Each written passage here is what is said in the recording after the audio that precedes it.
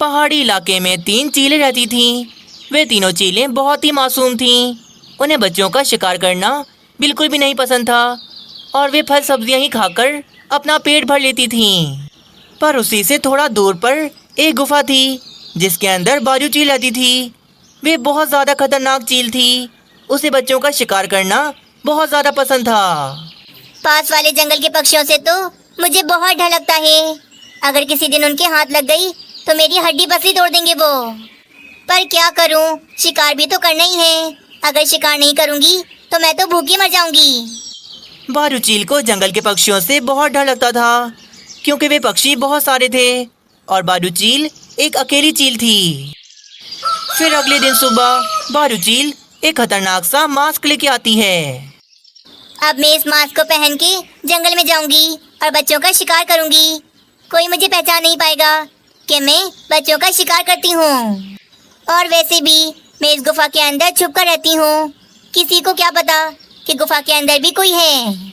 सब पक्षी तो यही समझेंगे कि उनके बच्चों का शिकार पहाड़ी इलाके में जो 3 चीलें रहती हैं वही करती हैं। बाजू चील फिर उस मास्क को पहन लेती है। हाँ, अब जाती हूँ शिकार करने। देखती हूँ कौन मुझे पकड़ता है। ये बोलकर बाजू चील पक्षियों के जंगल की तरफ चली जाती है। वे जंगल में आती है तो वे देखती है सामने नन्हा कबूतर बैठा मजे से आइसक्रीम खा रहा था। चलो आज का शिकार मैं इसे ही बना लेती हूँ। बाजू चील तेजी में उड़ती हुई जाती है और नन्हे कबूतर को पंजों से पकड़कर वहाँ से ले उड़ती है। बचाओ, मुझे बचाओ, मेरी मम्मा मुझे बचाओ। पर बाजू चील कहाँ रुकने वाली थी। वे तेजी में उड़ती हुई अपनी गुफा की तरफ चली जाती है। अरे अरे पक्षियों, जल्दी आओ यहाँ पर सारे। मेरे बेटे को चील ले गई, मेरे बेटे को चील ले गई। कबूतर की ऐसी आवाज सुनकर सारे पक्षी अपने काम धंधे छोड़कर कबूतर के पास आ जाते हैं। क्या हुआ कबूतर, क्या हुआ? तुम्हारे बेटे को कौन सी चील ले गई? अरे मीनू चिड़िया, एक चील आई थी, अपने मुंह पर मास्क पहनी हुई थी, तेजी में आई और मेरे बेटे को उठाकर ना जाने कहाँ ले गई। पक्षियों, चीलों की इतनी हिम्मत कैसे हुई कि हमारे जंगल में घुसकर हमारे बच्चों को ही उठा कर ले जाएं? हाँ, हमें उन चीलों को सबक सिखाना होगा, वरना वे ऐसे बाज नहीं आएंगी। चलो फिर अभी के अभी जाकर उन चीलों से अपना बदला लेके आते हैं। अरे पर कहाँ जाएं? हमें क्या पता वे चील कहाँ गई है। अरे उस चील ने कहाँ जाना है, वे तो सारी पहाड़ी इलाके में रहती हैं। चलो हम सारे पक्षी पहाड़ी इलाके में चलते हैं। आगे की कहानी देखने से पहले वीडियो को एक लाइक जरूर कर दें। सारे पक्षी चीलों से डरते नहीं थे। वे सारे पक्षी कबूतर का बदला लेने चीलों के पास पहाड़ी इलाके में चले जाते हैं। पर जब वे सारे पक्षी पहाड़ी इलाके में आते हैं तो उन्हें वे तीनों चीलें मिलती हैं जिन्होंने कुछ किया ही नहीं था। मेरा बेटा कहाँ है? कहाँ है मेरा बेटा? अभी के अभी मेरे बेटे को मुझे लाके दो। कबूतर भाई, क्या हो गया है? हम तुम्हारे बेटे को क्यों पकड़ेंगे? तुम्हारा बेटा हमारे किस काम का? झूठ बोल रही हो तुम तीनों में से कोई एक चील मास्क पहनकर हमारे जंगल में आई और मैंने नन्हे कबूतर को उठाकर अपने साथ ले गई। जल्दी बताओ नन्हा कबूतर कहाँ है, वरना तुम तीनों चीलों की आज खैर नहीं। देखो पक्षियों, तुम सबको गलत फहमी हो रही है। हम तीनों चीलें बिल्कुल ऐसी नहीं। हम तो शिकार करती ही नहीं, हम तो बस दाल सब्जी खाती हैं। दाल सब्जी के अलावा हमें मांस नहीं पसंद, इसीलिए हमने नन्हे कबूतर को नहीं पकड़ा। सारे पक्षियों को ऐसा लग रहा था कि ये तीनों चीलें झूठ बोल रही हैं। इन तीनों चीलों ने नन्हे कबूतर को मारकर खा लिया है। पक्षियों, इन्हें ऐसे छोड़ेंगे नहीं। चलो सब मारो इन्हें, मार मार कर इनकी हड्डी पसली तोड़ दो। सारे पक्षी फिर गुस्से में उन तीनों चीलों को बहुत ज्यादा मारने लगते हैं। थोड़ी देर के बाद वे सारे पक्षी उन चीलों को मारकर अपना गुस्सा ठंडा कर लेते हैं। आइंदा के बाद अगर तुम तीनों चीलों का हमारे जंगल में साया भी नजर आया तो अगली बार माफी नहीं मिलेगी। ऐसा कहकर वे सारे पक्षी वहाँ से चले जाते हैं। बेचारी उन तीनों चीलों ने कुछ किया भी नहीं था, फिर भी उन्हें इतनी ज्यादा मार पड़ी थी। अगले दिन सुबह बाजू चील फिर से पक्षियों के जंगल की तरफ शिकार करने चली जाती है और आज वे फिर से बुलबुल की बेटी को पकड़कर वहाँ से ले उड़ती है। मेरी बच्ची को ले गई। वे चील पकड़कर मेरी बेटी को ले गई। अरे बुलबुल बहन, तुमने उसे पकड़ा क्यों नहीं? उसे रोका क्यों नहीं? मैं कैसे रोकती उसे? वे तेजी में आई और मेरी बेटी को उठाकर अपने साथ ले गई। वे आज फिर से वे मास्क पहन के आई थी। पक्षियों जरूर ये वही तीनों चीलें हैं जिनको कल हम मार के आए थे। वे इसीलिए मास्क पहन के आती हैं ताकि हम उन्हें पहचान न सकें। तो चलो फिर उन तीनों चीलों के पास चलते हैं। आज तो उन तीनों चीलों का आखिरी दिन होगा। सारे पक्षी फिर आज भी गुस्से में पहाड़ी इलाके में उन तीनों चीलों के पास चले जाते हैं और आज भी आकर वे सारे पक्षी उन तीनों चीलों को बहुत ज्यादा मारते हैं। बेचारी उन तीनों चीलों को मारने के बाद वे पक्षी उन्हें रस्सियों से बांध देते हैं। तुम तीनों चीलों को मैं आज आग ही लगा दूंगी।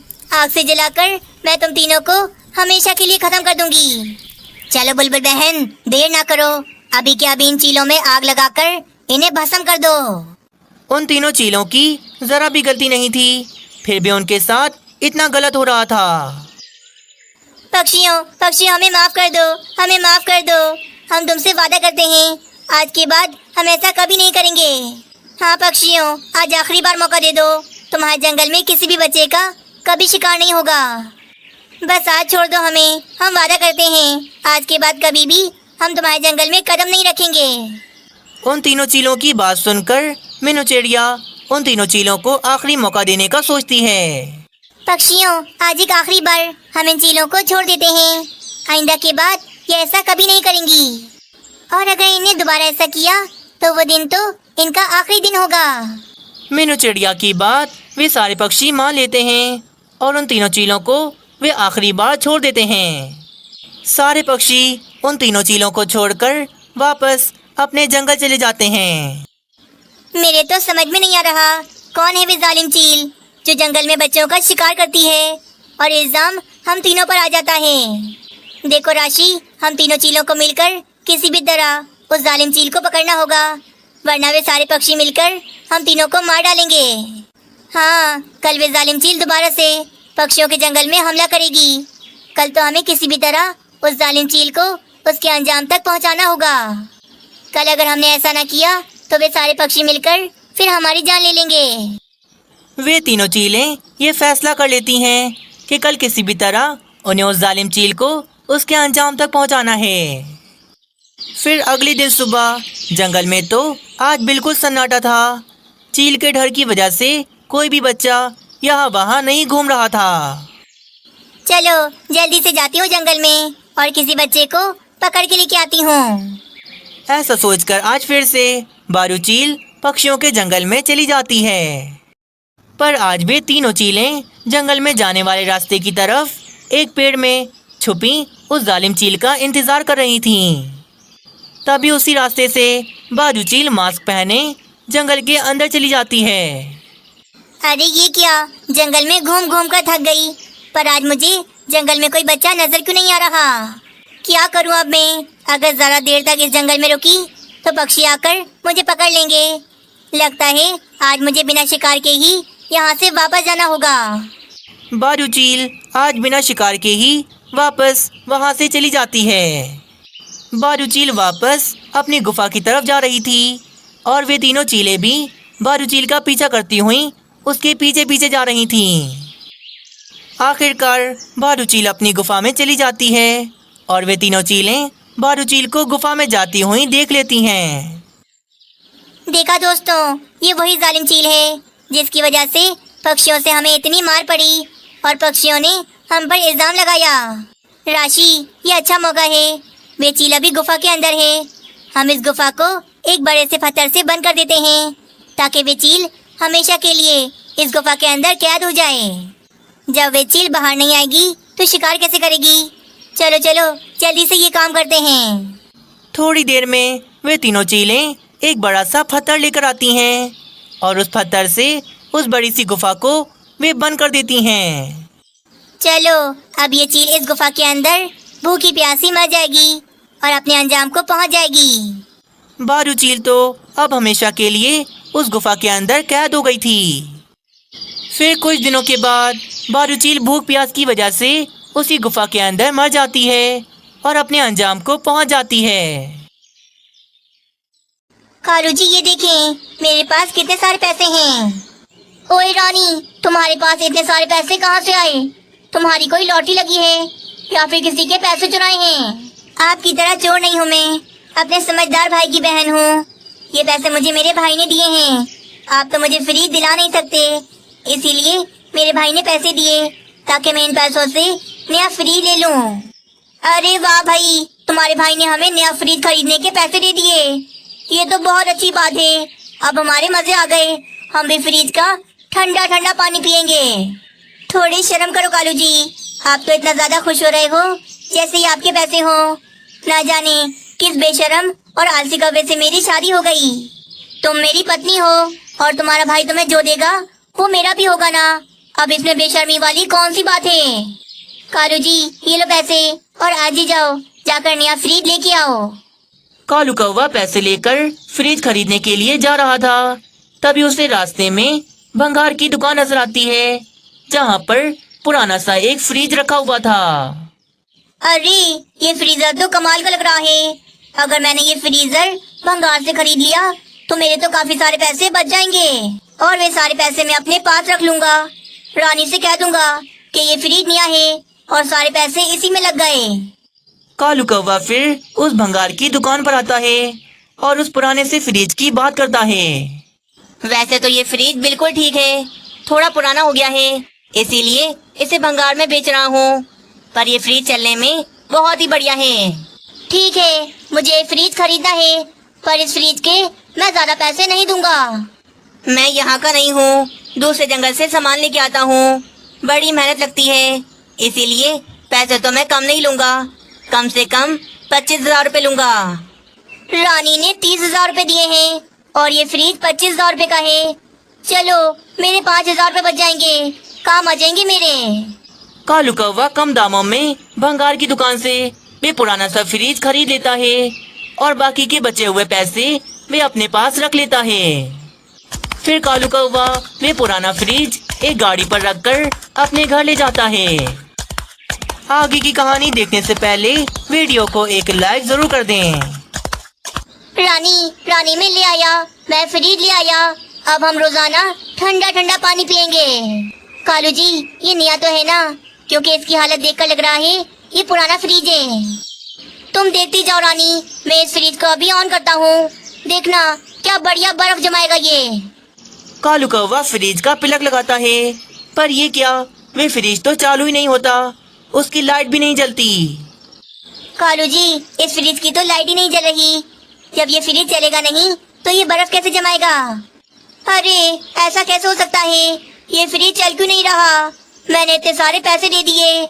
मुझे लगता है उसने मुझे धोखा दिया, मुझसे झूठ बोला। हाँ, आप जैसे मूर्ख कौवों को कोई भी बेवकूफ बनाकर चला जाता है। हाय रे, मेरे भाई के पैसे डुबो दिए, मेरे भाई के पैसे। अब मैं क्या करूँगी? मैं खुद ही चली जाती और नया फ्रिज लेके आती। मैंने आपको क्यों बोला? रानी कौवी कालू कौवे को बहुत ज्यादा बातें सुना रही थी। फिर 2 दिन के बाद रानी कौवी का भाई फ्रिज देखने आता है, पर वे पुराना और खराब फ्रिज देखकर समझ जाता है कि ये फ्रिज पुराना है और कालू कौवे ने पैसों में घपला किया है। मेरे मेहनत के पैसे तूने ऐसे ही जाया कर दिए। बेशरम कौवे, मैं तुझे छोड़ूंगा नहीं। रानी कौवी का भाई कालू कौवे को बहुत ज्यादा मारता है और मार मार कर वे गुस्से में वहाँ से चला जाता है। हाय, मेरी कमर तोड़ दी, मुझे मार मार कर मेरा कीमा बना दिया। इतना मारता है कोई? सब इस बेकार फ्रिज की वजह से हुआ है। इसकी वजह से मुझे इतनी मार पड़ी। कालू कौवे को गुस्सा आता है और वे गुस्से में अपना फ्रिज अपने घर से निकालकर बाहर लाकर कोने में फेंक देता है। उसी जंगल में एक गरीब मीनू चिड़िया रहती थी, जिसका एक छोटा सा बेटा मानू चिड़ा था। मम्मा कहीं से भोजन लेके आओ, अब बर्दाश्त नहीं होता।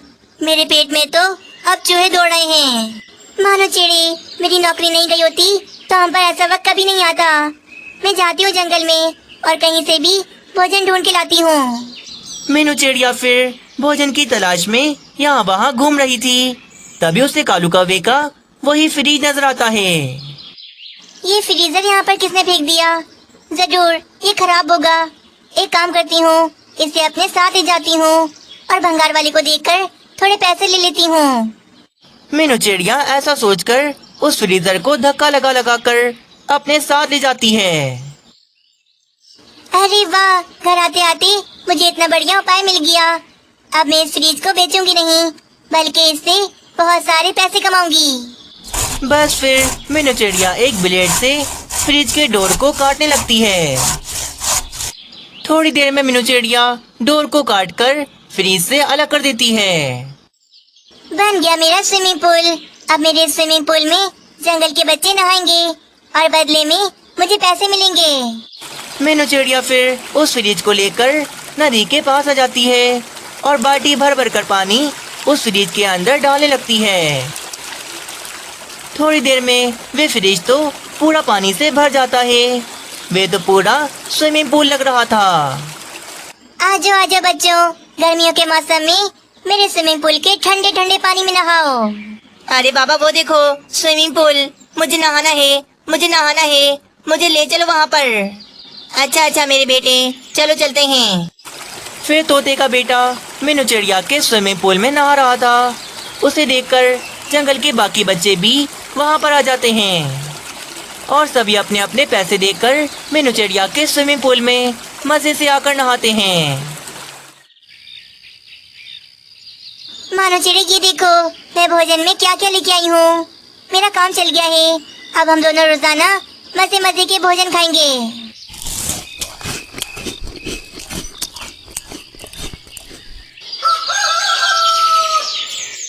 अरे ये फ्रिज तो मेरा है।